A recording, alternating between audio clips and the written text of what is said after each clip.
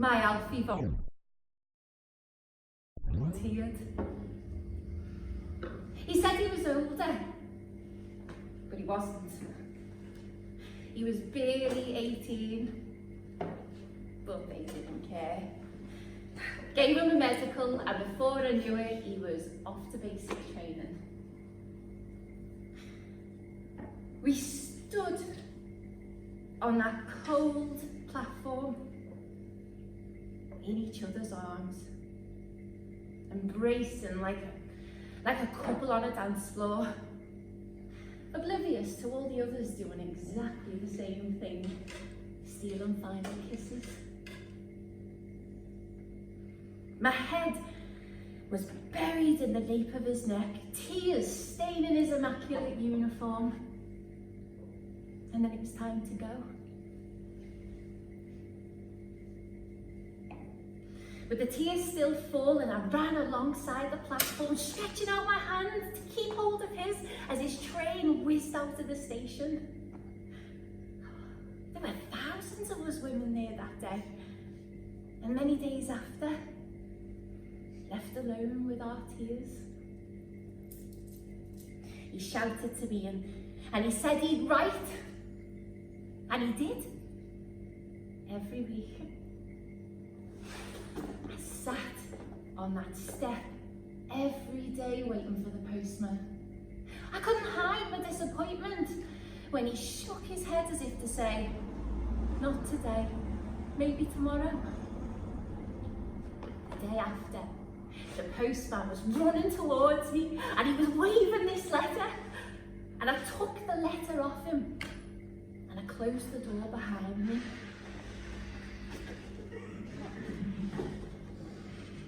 And I put it on the mantelpiece. I didn't want to open it just yet. So I did the cleaning, scrubbed the grate, did the step, did the washing, and then finally I opened that letter.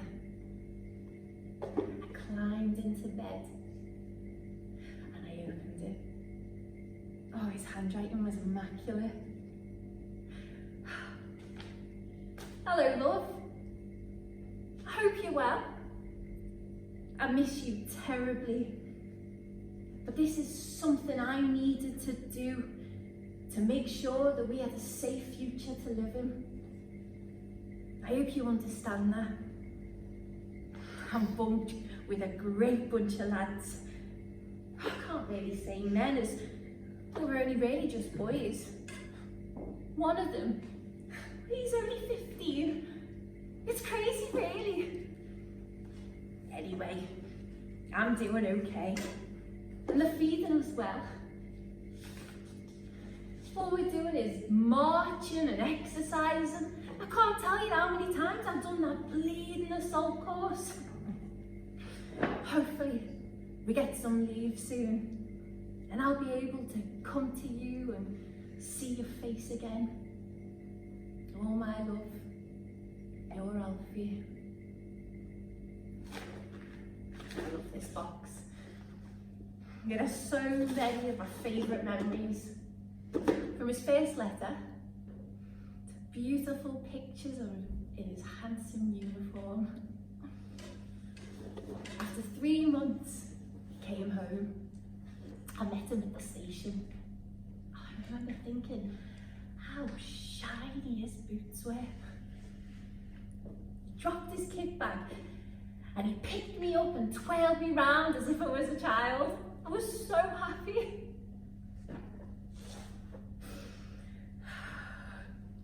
We spent the rest of his leave just holding each other. And then before I knew it, back to the station and he was gone again. Letters followed, more and more frequent, as the realisation of what was about to come dawned on him. He said the joviality of the first few months had gone and nights in the barracks were spent in silence and writing to loved ones and family members. He came came back home just before his first posting. Oh, he looked so handsome in that uniform. And his sparkling, childlike blue eyes. Again, we were inseparable. He didn't tell me where he was going. Loose lips, sink ships and all that. It was wartime. But we knew wherever he was going to be under fire. So I didn't go to the station that time. I closed the door and I sank to the floor sobbing. His letters still came, although not as frequent. Sometimes you'd wait for weeks on end and then 2 or 3 would arrive at once. No handwriting, no fancy handwriting this time, just in pencil and scrawled on a tiny piece of paper. Stolen moments when time permitted. I didn't even see him for a year after that. I remember though, I was stood in our front yard and he was walking down the street and I'm outside with a bucket swilling the step. And this great big shadow cast over me. And I looked up and there he was.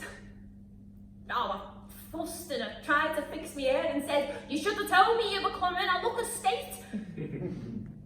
But he just picked me up and kissed me and told me I looked beautiful. His lips were raw. And he'd lost a lot of weight. But my Alfie was home. But the child had gone from his eyes.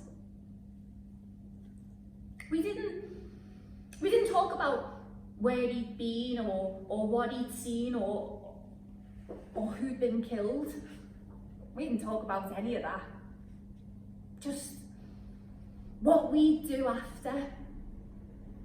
How we'd move to the country and we'd settle down. He got down on one knee and he asked me to marry him. I said, yeah. And we got married that weekend in the registry office in town. No fanfare, just a couple of close friends. We had nothing in the way of family, either of us. He spent the rest of his leave in bed. And 2 became 1. I begged him not to go. I knew he had to. He put on his uniform and he picked up his kit bag and he scooped me up and he kissed me again. "Wait for me, Mrs. Potts," he said. And I replied, "Always, Mr. Potts." And he was gone. He left me a present. And a couple of months later, little Alfie was born. Oh, he was tiny when he was born, but he had his dad's fighting spirit. In the first few months, I couldn't really cope, so Mrs. Peters next door, she really helped me out a lot, and I don't know what I'd have done without her. I wrote to Alfie and I told him about the baby, but he must have been moving around. Every night I sat by the radio, like the rest of the country, waiting for news on the war. The newscaster, he spoke of places that I'd never really heard of, but I'm sure in time they'll become as recognisable as Ypres or Verdun. He spoke of so many triumphs, no matter how small or insignificant. He didn't really mention the losses, but I'm not stupid. You only have to look down our street to see that there's fewer and fewer men. nights are the worst. Especially living by the docks. Oh, the bombs fell like rain and smashed the city, and those air raid sirens, they screamed as you tried to run for shelter. Some of them just stayed put and hoped for the best.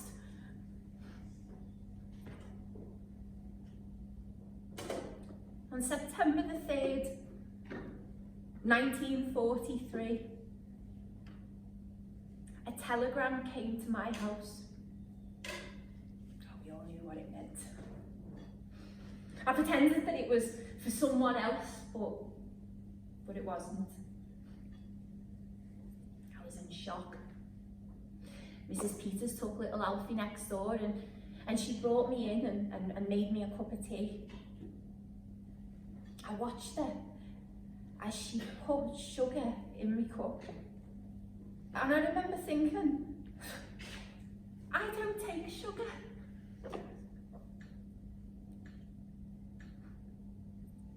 Day turned to night and my eyes were red raw from crying, and I sat there until there was a hammering at the door, and it was the air raid warden. I'd sat there all day and now it was night time and I'd forgotten to close the blackout blinds. And he dragged me into the shelter and it was the worst day of my life. I didn't care if I lived or died. I sat in that shelter, hugging my knees, and I listened to the symphony of the German air raid thunder all around me. It seemed like an eternity, and we got the all clear and I went home. A bomb had fell on our street and it had ruined 3 houses. Well, I just run straight in the direction of Mrs. Peters. And there she was, sat on the step with little Alfie in her arms. And he was feeding from his bottle. God, the relief. I never felt anything like that before. She gave me little Alfie and it was then, that moment, that I noticed how blue his eyes were. He sparkled. And I hugged him like I've never hugged him before. That's what I started this. I made sure to take it everywhere with me. Every time the siren went, it was the first thing I grabbed, and we'd sit in that shelter, little Alfie on my knee, and we'd go through all the contents. We've got everything in here, from the ticket stub from our first date. He took me to see the adventures of Robin Hood with Errol Flynn. And I can just see him now, bursting out of that door, brandishing his imaginary sword. That was the first night he kissed me. There's a flower in here as well. He gave it to me when we went to the park, and he said, "You're more beautiful than any flower." He told me to put it in water, but I kept it pressed in a book. The big thing about these boxes, I can keep on adding. And I can put little Alfie in there as well, from memories of his first tooth to his first lock of hair. And when he's older, we can sit and we'll go right from the beginning. And I'll tell him how brave his dad was and how lovely he was. And this'll be him long after I've been forgotten.